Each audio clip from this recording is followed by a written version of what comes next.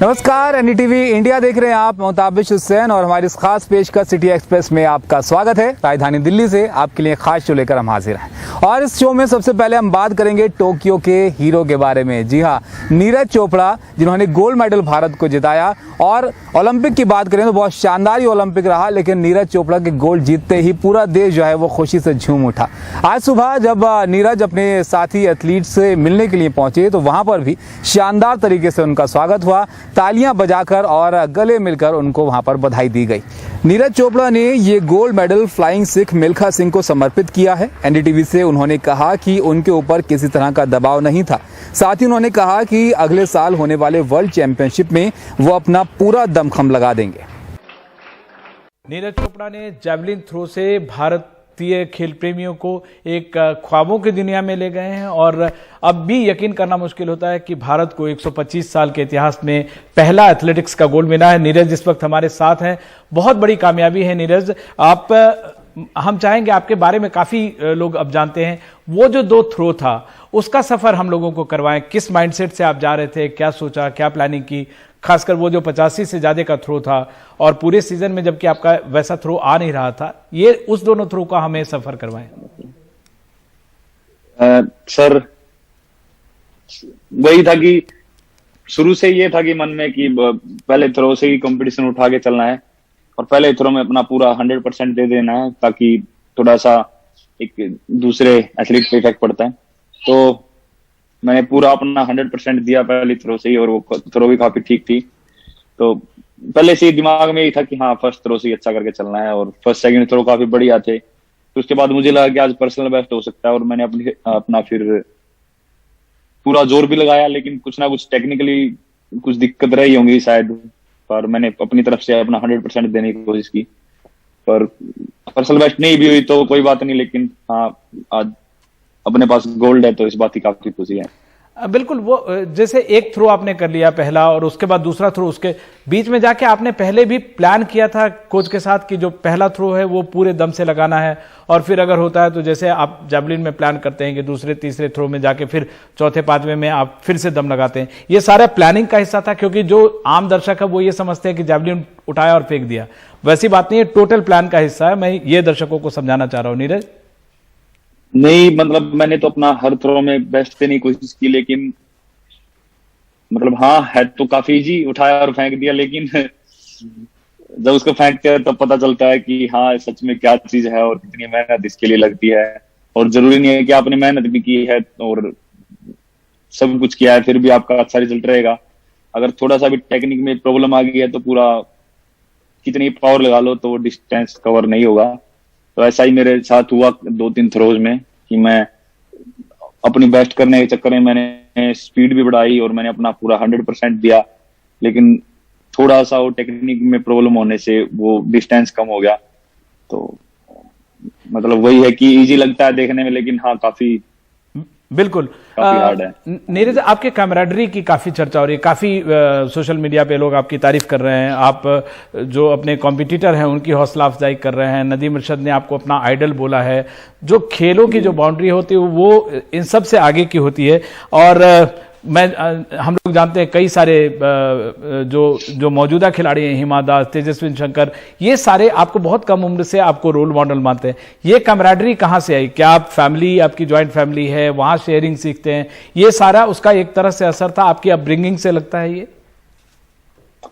जी देखो, बिल्कुल joint family का तो बहुत इसमें हाथ है, क्योंकि अगर मैं ज्वाइंट फैमिली की बात करूं तो अगर कोई भी मुझे पूछता है कि कितने भाई बहन हो, तो मैं सिर्फ अपनी सगी सिस्टर को नहीं बताता, मैं साथ में जो अंकल के जो लड़का लड़की हैं उनका भी नाम बताता हूँ कि हम इतने भाई बहन हैं, क्योंकि हम शुरू से साथ में रहे हैं। तो मुझे कभी ऐसा फील नहीं हुआ कि मैं इनसे अलग हूँ या फिर मेरी सिर्फ 2 ही सिस्टर हैं, क्योंकि सब मुझे एक ही लगे हो। तो ऐसा ही उसका भी काफी इस चीज में रहा है। लेकिन मैं मानता हूँ कि स्पोर्ट्स एक ऐसी चीज है कि आपको आपस में सपोर्ट करना चाहिए। और बिल्कुल कल कंपटीशन था, मेरा खुद का कंपटीशन था और मुझे अपने मेडल पे फोकस करना, लेकिन मैं फिर भी मतलब मैं भी कर रहा, लेकिन साथ में दूसरे एथलीट भी कर रहा। ऐसा नहीं है कि भाई सिर्फ मैं ही उनके लिए क्लैपिंग कर रहा था, जब मेरी थ्रो थी तो वो भी मेरे लिए क्लैपिंग कर रहे थे। दिल्ली में 10वीं और 12वीं के छात्रों के लिए स्कूल आंशिक रूप से खुले हैं। 10वीं और 12वीं के छात्र अब एडमिशन संबंधित कार्यों के लिए स्कूल जा सकेंगे। छात्रों को इजाजत दी गई है कि वो काउंसलिंग, गाइडेंस और बोर्ड एग्जाम की प्रैक्टिकल एक्टिविटीज के लिए स्कूल जा सकते हैं। शिक्षा निदेशालय इस बारे में दिशा निर्देश जारी करेगा ताकि कोरोना नियमों का पालन हो सके और बच्चों की सुरक्षा भी सुनिश्चित की जा सके। दिल्ली सरकार ने औपचारिक आदेश जारी किए हैं।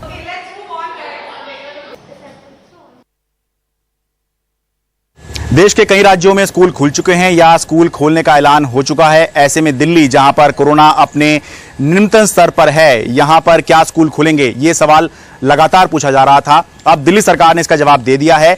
दिल्ली के अंदर आंशिक रूप से स्कूल खोलने का फैसला ले लिया गया है। दिल्ली सरकार ने फैसला किया है कि 10वीं और 12वीं के छात्र एडमिशन संबंधित कामों के लिए, गाइडेंस और काउंसलिंग के लिए या फिर जो बोर्ड एग्जाम के प्रैक्टिकल होते हैं उनकी एक्टिविटीज के लिए स्कूल आ सकते हैं।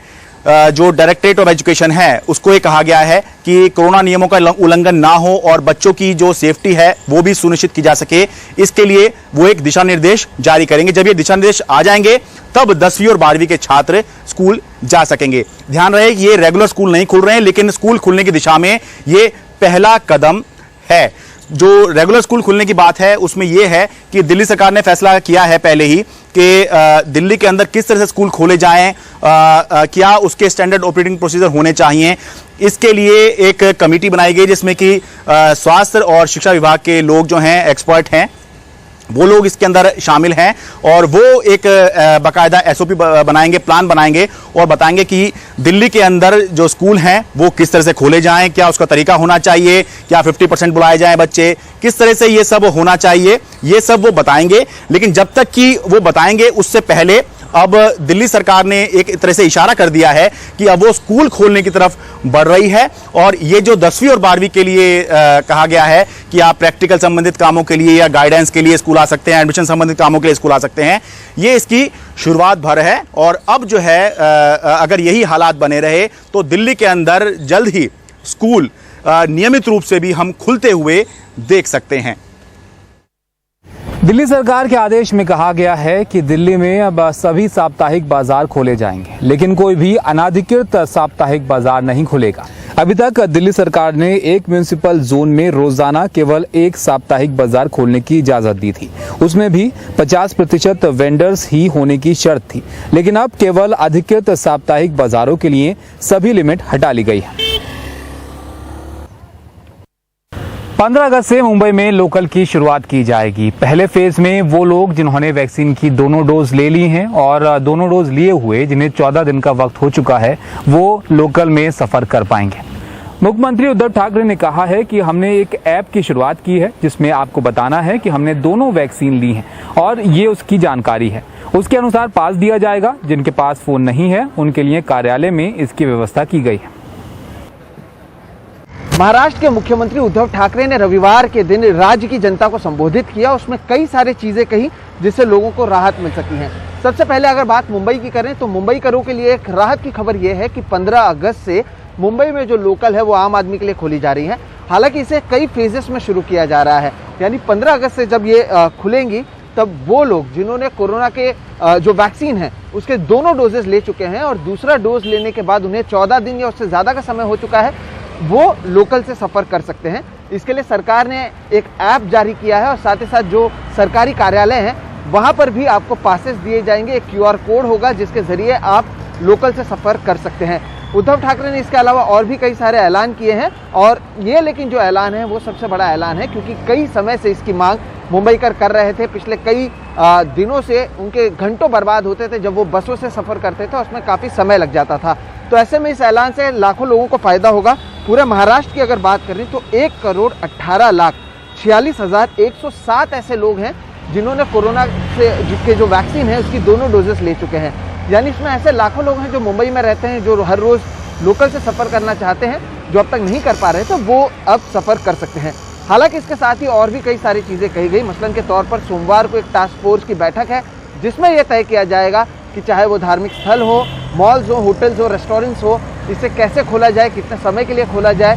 तो धीरे धीरे छूट दी जा रही है। हालांकि मुख्यमंत्री ने कहा कि आने वाले 8 से 10 दिनों में इसका ऐलान किया जा सकता है, लेकिन इसकी जो चर्चा है वो सोमवार को की जाएगी। तो ये काफ़ी अहम बातें हैं। लेकिन ये सारी बातें करते हुए और जब भी मुख्यमंत्री ने कहा कि चीज़ों को धीरे धीरे खोला जा रहा है, तो उन्होंने साथ में ये भी बताया कि कई ऐसे ज़िले हैं महाराष्ट्र में जहाँ पर मामले बढ़ रहे हैं। केरल का उन्होंने उदाहरण दिया कि किस तरह से केरल में मामले बढ़ने लगे हैं, और साथ ही उन्होंने ये भी कहा कि अगर मामले बढ़ते हैं तो वापस से एक बार लॉकडाउन लगाना पड़ सकता है, और ऐसे में ये लोगों पर निर्भर करता है कि वो कितने नियमों का पालन करते हैं। इसके साथ अगर बात करें और क्या बातचीत की उन्होंने, तो चाहे वो बाढ़ जहाँ पर आए थे महाराष्ट्र के कई ज़िलों में, उस पर भी उन्होंने बातचीत की, क्या कुछ दिया गया है वहाँ पर, किस तरह से चीज़ों को के लिए मदद की जा रही है। पैकेज का ऐलान किया गया है जो 11,500 करोड़ रुपए का पैकेज है, इसकी भी जानकारी मुख्यमंत्री ने दी है। तो कहीं ना कहीं मुंबई करों के लिए एक राहत की खबर है। लाखों लोग अब बस जो आप कह सकते हैं जो लोकल ट्रेन है उससे सफ़र कर सकते हैं। इससे लोगों का भी समय बचेगा, साथ ही साथ जो बसों में भीड़ होती थी वो भी कम होगी। इसके अलावा जो दफ्तर है उन्हें भी कहा गया है कि आप 24 घंटों तक दफ्तर खोलें, लेकिन ये देखें कि एक समय में ज़रूरत से ज़्यादा भीड़ ना हो, क्योंकि अगर मामले बढ़ेंगे तो अब एक बार फिर से कहीं ना कहीं लॉकडाउन लगाने की या पाबंदियाँ लगाने की ज़रूरत पड़ सकती हैं। धीरे धीरे चीज़ों को खोला जा रहा है, और मुख्यमंत्री ने कहा कि अगर लोग नियमों का पालन करेंगे तो चीज़ों को इसी तरह से धीरे धीरे खोला जाएगा।